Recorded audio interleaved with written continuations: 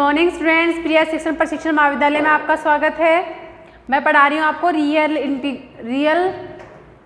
Analysis, यानी कि उसमें हम पढ़ रहे थे यूनिट नंबर 30 हमारी रीमान इंटीग्रेशन। रीमान इंटीग्रेशन में हमने पिछले वीडियो में क्या किया था, हमने दो थ्योरम की थी। दोनों थ्योरम में हमने प्रूफ किया था हमारा फलन सतत दिया हुआ था, परिबद्ध दिया हुआ था, और हमने प्रूफ किया था कि ये सतत जो फलन अब एफ है हमारा वो समाकलनीय है कि नहीं है। उसमें दो थ्योरम हमने वो कर ली थी। इस थ्योरम के बाद में मैंने डिस्कस भी किया था आपको कि आपको ऐसे इसमें करना है। अब देखो हम इसका प्रूफ करते हैं। देखो उन दो थ्योरम में दोनों सतत थी, ये थ्योरम क्या है आपकी असतत है। तो देखो आपको क्या दिया हुआ है, यदि एक फलन f अंतराल ab में असतत, सतत नहीं है, ये क्या है असतत है, के परिमित बिंदु ही रखता है तो तथा फलन f परिबद्ध है तो सिद्ध कीजिए कि f अंतराल क्लोज इंटरवल में समाकलनीय होगा। यानी कि आपको इसमें भी क्या प्रूफ करना है, समाकलनीय प्रूफ करना है। लेकिन देखो इसमें क्या डिफरेंस है, एक तो हमारा जो फलन है वो असतत फलन है, तो हम क्या करेंगे, एक विभाजन लेंगे, ठीक है। असतत बिंदु होंगे उसमें, उन पर क्या निकालेंगे, UFP star minus LFP star. फिर वो ऐसे समझ लेते हैं, मान लेते हैं कि वो जो विभाजन है वो P बिंदुओं तक ही है। फिर हम मानेंगे कि जो हमारा फलन f है वो P+1 बिंदु पर क्या होगा, सतत हो जाएगा। फिर उसके लिए हम क्या निकालेंगे, UFP माइनस LFP निकालेंगे। फिर दोनों का योग कर देंगे तो हमारे पास क्या जाएगा कि जो फलन होगा वो समाकलनीय होगा, ठीक है। तो देखो प्रूफ देखो इसका,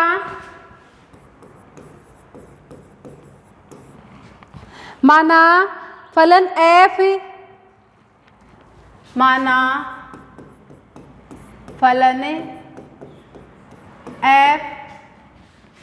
के अंतराल क्लोज इंटरवल AB में असतत बिंदु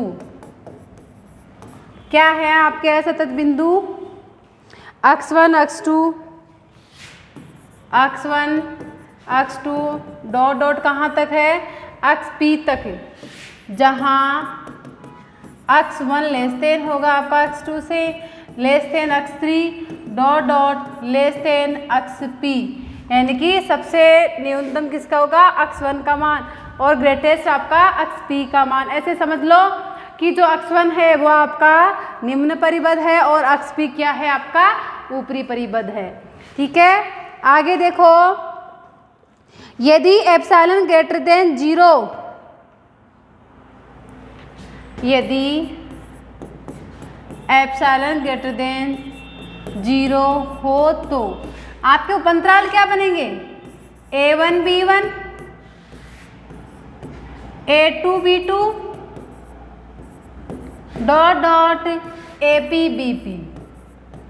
क्योंकि ये तो असतत है ना, तो जो उपअंतराल भी बनेंगे वो क्या बनेंगे आपके असतत है। तो S इनमें तथा उपअंतरालों की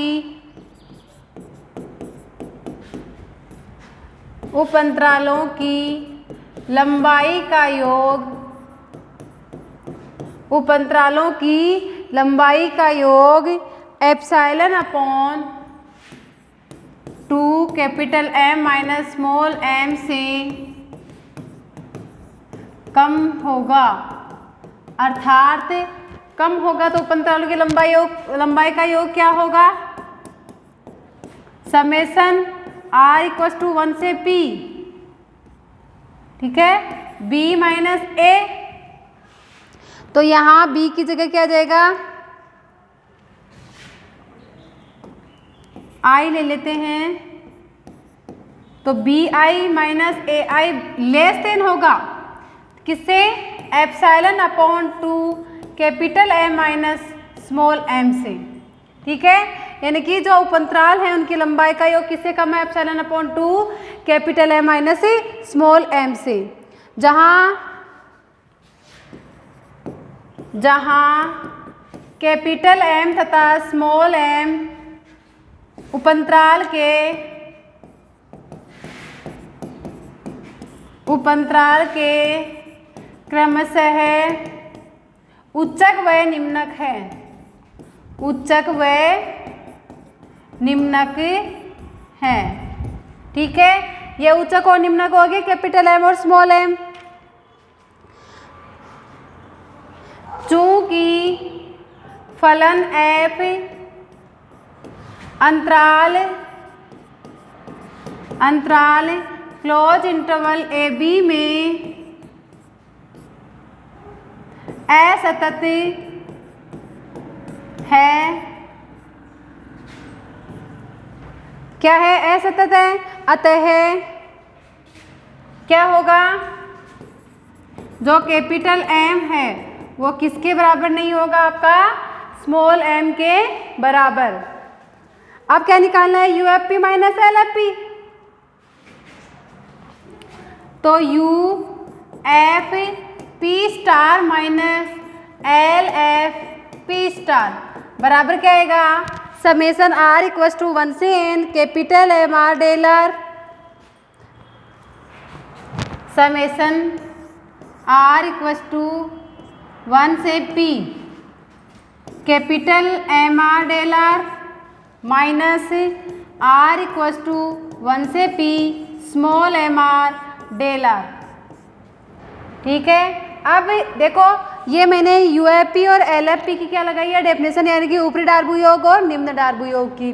अब आगे देखो इसका मान रख दो, यानी कि you F P star minus L F P star बराबर क्या आ जाएगा? यहाँ से कैपिटल एम यानी कि समेसन आर इक्वस टू 1 से आई, और यहाँ आ जाएगा डेल आर और capital M R minus small M R del are.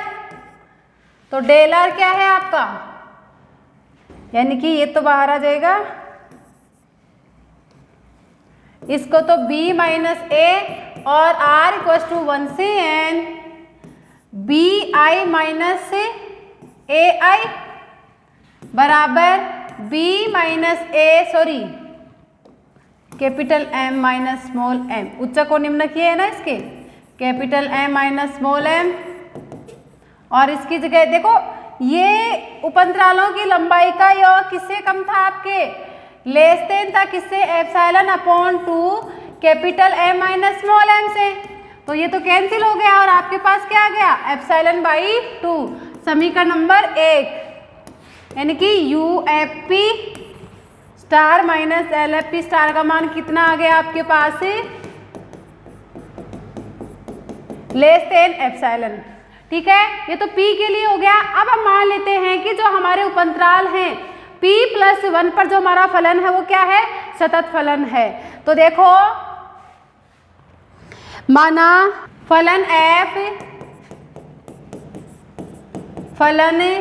F निम्न P प्लस 1 उप अंतरालों क्या होंगे? P प्लस 1 उप अंतराल A1 B1 A2 और A1 B1 A2 B2 A3 dot dot last में क्या आएगा? BP और B।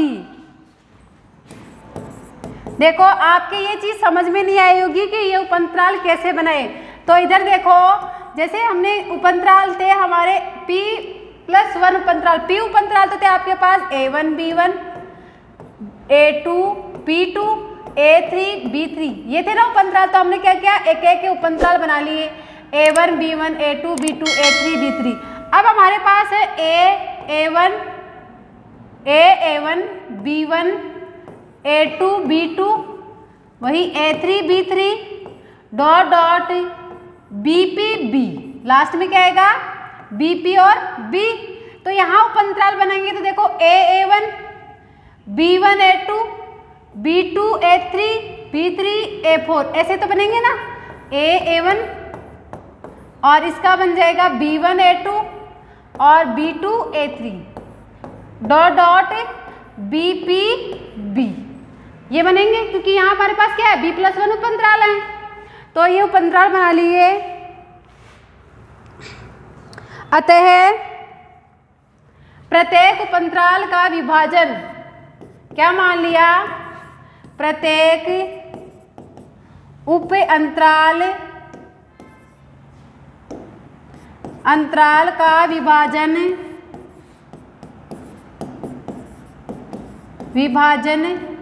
PR है। क्या ले लिया विभाजन PR, जहां R इक्वल्स टू 1 से P+1, जहां R equals to 1 2 dot dot कितने होंगे P+1 तक। अब क्या निकालना है, वही UFPR माइनस LFPR, तो UFPR माइनस LFPR बराबर समेसन R1 से कहाँ तक होगा P+1 तक।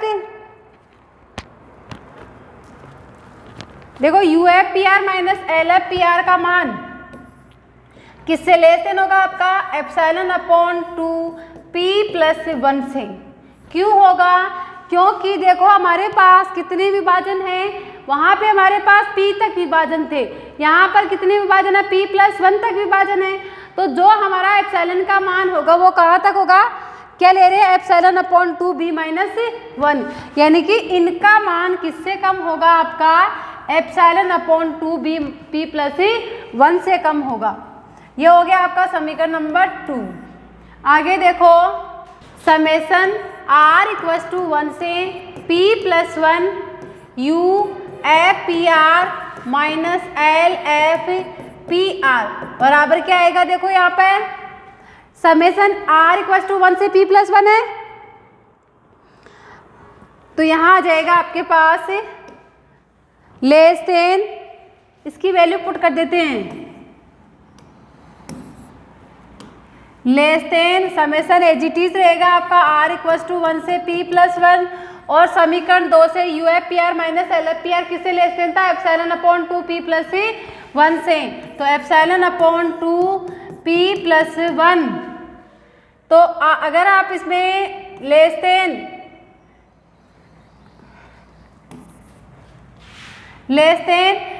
समेसन लगाओगे तो जो हमारी सीरीज है वो कहाँ तक जाएगी, आपके P+1 तक, तो ε/2 P+1 डॉट P+1, P+1 से P+1 कैंसिल, आपके पास क्या आ गया ε/2, यानी कि जो आपका UFPR माइनस LFPR है उसका मान कहाँ से कहाँ तक आ गया, आपका ε/2 तक। इसको दे तो आप समीकरण नंबर 3। अब निकालना है आपको UFP माइनस LFP।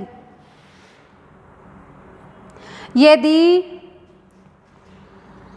AB का विभाजन, यदि क्लोज इंटरवल AB का विभाजन P बराबर union of I equals to 1 से P+1 PR, जहाँ R equals to 1 2 dot dot P+1, ठीक है, तो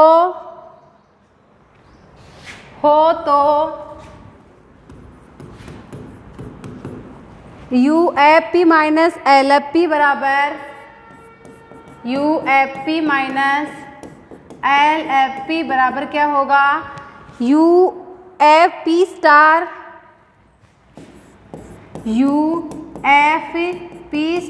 plus summation R equals to 1 से P+1 UFPR minus LFP star plus summation R equals to 1 से P+1 और LFPR, ठीक है, इसके बराबर ही होगा ये, यानी कि UFP और LFP का मान हमारे पास जो U में है और जो L में है, यानी कि अगर U में दो बन रहे हैं हमारे UFP स्टार किस विभाजन के लिए P के लिए और ये P+1 के लिए, तो ये टोटल हो गया, और ये LFP के लिए भी क्या हो गया आपका टोटल हो गया। तो बराबर हम क्या अब क्या आ जाएगा इसमें, यानी कि ये हो जाएगा देखो UFP star minus LFP star plus summation R equals to 1 से P प्लस 1, यह आ जाएगा UFPR माइनस LFPR। ठीक है, ये लेस देन किससे आपके एप्सिलॉन बाई 2 से, और ये भी लेस देन किससे है एप्सिलॉन बाई 2 से, यानी कि ये लेस देन आ गया था हमारे पास एप्सिलॉन बाई 2, ये भी आ गया था एप्सिलॉन बाई 2, तो epsilon by 2 plus epsilon by 2 क्या आ गया एप्सिलॉन, यानी कि लेस देन एप्सिलॉन, यानी कि UFP minus LFP less than epsilon, 0 is less than and equal. तो ये किसकी कंडीशन आ गई आपकी समाकलन की, अतः जो हमारा फलन है वो क्या है रीमान समाकलनीय है। ठीक है, हमने कुछ ही नहीं किया, पहले P के लिए कर लिया, फिर P प्लस 1 के लिए कर लिया, फिर दोनों का क्या कर दिया ऐड कर दिया, तो हमारे पास क्या आ गया रीमान समाकलन। ये थी हमारी थ्योरम, आपको समझ में आई होगी अच्छे से। देखो मैंने हर एक चीज़ एक्सप्लेन की है, कुछ भी नहीं छोड़ा आपके लिए, मुझे पता है बच्चे की कहाँ दिक्कत आती है, तो वो मैं पहले ही बता देती हूँ कि यहाँ कंफ्यूज हो सकता है, उसके लिए अलग से बता देती हूँ कि ये ऐसे ऐसे हुआ है। ठीक है, अगर फिर भी आपके कोई डाउट हो इसमें, किसी भी स्टेप में डाउट हो ना, तो आप मुझे ज़रूर पूछना। आप शुरू से स्टार्टिंग में बोलते हैं मैडम से इक्वेशन नंबर 2 समझ में नहीं आई, इक्वेशन नंबर 3 समझ में नहीं आई, कोई सी भी आपके समझ में नहीं आए ना, वो आप बेझिझक मुझे कभी भी कमेंट बॉक्स में कमेंट करके ज़रूर पूछ लेना। ठीक है, धन्यवाद। अब जो हमारी नेक्स्ट है ना, वो हम जो 2 थ्योरम और बची है आपके इसमें, इस यूनिट की मैंने यूनिट कंप्लीट करवा दी है आपको, इसमें ओनली 2 थ्योरम बची है, वो करवाऊंगी। इसके बाद में जो आपके 5 ईयर्स के पेपर में इस यूनिट के जितने भी क्वेश्चन आए हुए हैं ना, हर एक क्वेश्चन आपको सॉल्व करवाऊंगी, लेकिन वो नेक्स्ट वीडियो में। ठीक है, धन्यवाद।